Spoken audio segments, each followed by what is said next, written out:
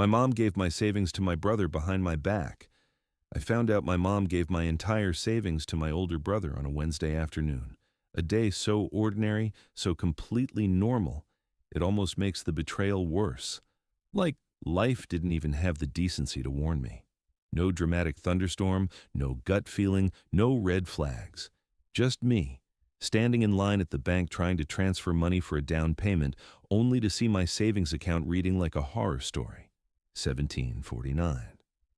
At first, I honestly thought it was fraud, a glitch, some kind of banking bug, because there was no reality where my hard-earned 3 years of grinding savings would vanish overnight. Not unless someone physically took it. Not unless someone I trusted did something unthinkable. Not unless the universe hated me in particular. But the moment I called the bank and the rep told me the withdrawal was authorized by a household family member, something cold slid down my spine.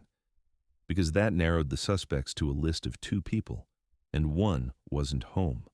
So I went straight to the house, straight to the kitchen, straight to the woman who raised me, fed me, guided me, and apparently robbed me blind while I slept. My mom was at the stove stirring stew like she hadn't just detonated my life savings. "Ma," I said, trying to keep my voice level, "did you touch my account?" She paused, just for a moment, a small, tight moment. Then she turned back to the pot like nothing was wrong. "Yes," she said. "I meant to tell you. Meant to tell me. Meant to tell me?" My heart punched my ribs like it was trying to escape. "You gave away my money? Your brother needed help," she said calmly. "You always say family first." "No, I say family first about emergencies, not funding my brother's latest disaster, because my brother Marcus, 29 going on 14, was a walking emergency. Car accidents, job losses, failed business ideas, mysterious debts, court fees, you name it. He collected consequences like Pokemon cards. My mom looked me dead in my face like I was supposed to applaud her. "He's going through a hard time." "When is he not going through a hard time?" I snapped. "Mom, I've been saving that money for years." "A house can wait," she said. "Your brother needed you." I felt something crack in me, something that held my loyalty together, because here's the thing. I'd always been the responsible one, the one who worked overtime, took fewer risks, saved every spare dollar, skipped nights out, skipped vacations, skipped unnecessary purchases.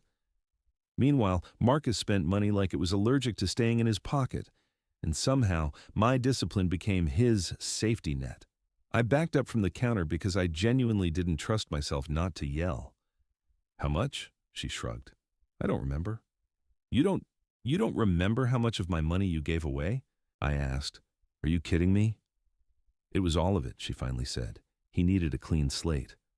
I swear the room went silent. Even the stew stopped bubbling. All of it. All my down payment money, all my car fund money, all my emergency savings, all the hours I'd worked late, all the sacrifices, just gone, evaporated. And my mom didn't even say sorry. "He promised he'll pay you back," she said. "You're brothers. Don't make this ugly." She said that like I was the villain, like I was the one who created this situation, like my anger was the problem, not the fact that she and Marcus had basically robbed me in broad daylight. I walked out. I couldn't even respond, not because I was speechless, but because my mouth couldn't keep up with the wildfire in my chest.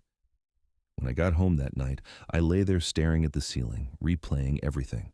The double shifts, the skipped lunches, the budgeting, the plans, my future wiped out because someone else messed up again. I realized I was being punished for being responsible, ironically punished for being the stable one. I didn't sleep. My mind just kept replaying every memory where Marcus got a pass and I didn't. The time he crashed my mom's car, she replaced it. The time he got evicted, she begged the landlord to reconsider. The time he dropped out of trade school, she said, "School isn't for everyone." The time I got a B+, she asked why it wasn't an A. The time I forgot to take the chicken out, I was inconsiderate. The time I won an award, she said, "Don't brag."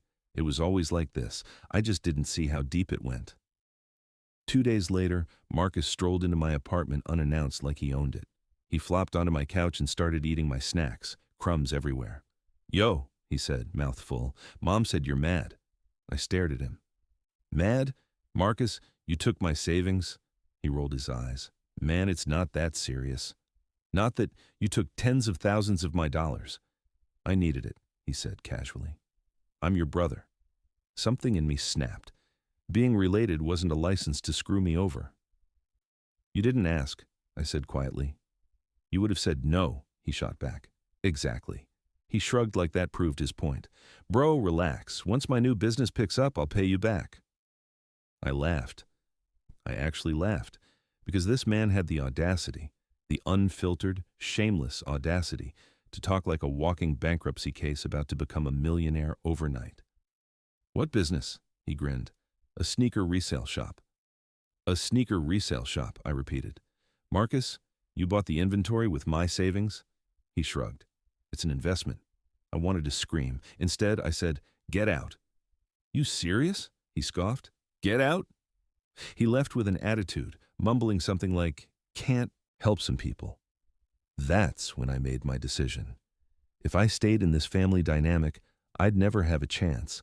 I'd always be the reliable one, the golden ATM, the safety net stretched so thin it snapped.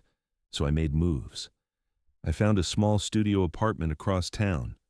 It wasn't much, but it was mine. I changed my bank account passwords. I added two-factor authentication. I set up a new savings account at a different bank entirely. I didn't tell anyone my new address. I didn't tell them where I moved my savings. I didn't tell them anything, actually. Meanwhile, my mom kept calling, guilt-tripping voicemails, texts, emotional paragraphs. My personal favorite was, "You're tearing this family apart." No, Ma, the theft tore the family apart. I had always bent until I broke. Now I was learning to stand straight. A month later, karma decided it was time to stretch its legs. Marcus's sneaker resale shop shut down completely. Turns out he bought mostly fakes, lost everything.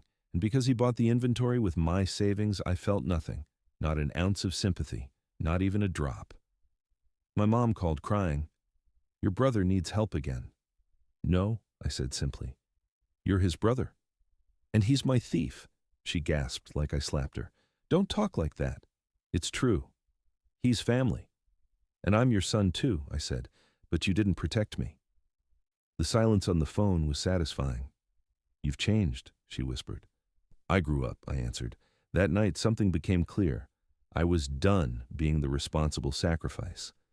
2 months later, I bought my first car. Used, but mine. I saved. I rebuilt. I worked overtime because I wanted to, not because I had to clean up someone else's life. I felt free for the first time in years. The turning point came when my mom tried to show up unannounced at my new place. I didn't open the door. I texted her later. Respect my boundaries or lose access to me completely. She didn't respond. For a while I wondered if I was being harsh, if I was abandoning my family, if I was making things worse. But then I remembered, loyalty shouldn't feel like self-destruction, and family shouldn't feel like debt. Months passed, and one evening my mom sent me a message, a short one, a rare one.